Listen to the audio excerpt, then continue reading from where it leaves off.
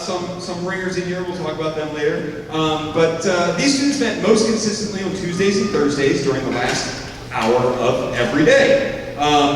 Except when, with the occasional Friday thrown in. But on Mondays and Wednesdays, we have a core group of students who met with me just for small group practice and mini lessons, while the rest of the band went off to choir with Mr. B. So I'm really proud of what these students have been able to accomplish this year with this new schedule. I truly look forward to seeing how they continue to grow in the years to come. This last piece is called African Marching Song, based on the traditional South African folk song, Ziyahamba. Next is a song that actually is pretty special for me. My wife and I sing a version of this lullaby to our kids. We've been singing this lullaby since they were babies. And I saw this in our music library, and I had to do it. It means a lot to me. We sing a version of this. It's slightly different because it actually comes from my wife's mother, and it kind of changed, like as all folk songs can do. But the core of it is still there. So this is called All the Pretty Horses. And I chose this not only because it's a great lullaby, and it's very special for me personally, but it's also a great piece of music to practice playing beautifully. For the clarinets to practice playing beautifully through all registers, as well as all the other instruments as well. So this is the American folk song, All the Pretty Horses.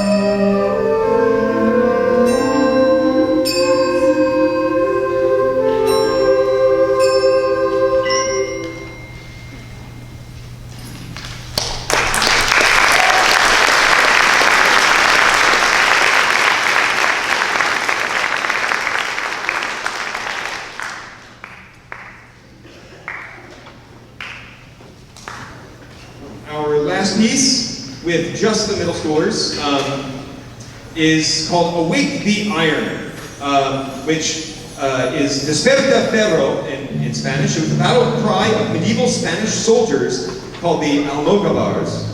In the dim light of the dawn, as they prepared for battle, these fierce soldiers would beat their swords on rocks, shouting this phrase, Awake the Iron.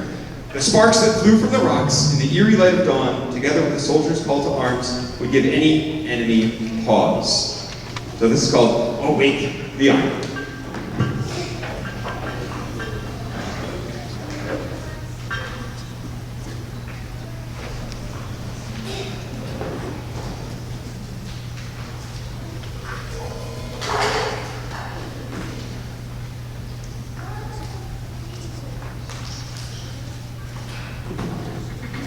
Mm.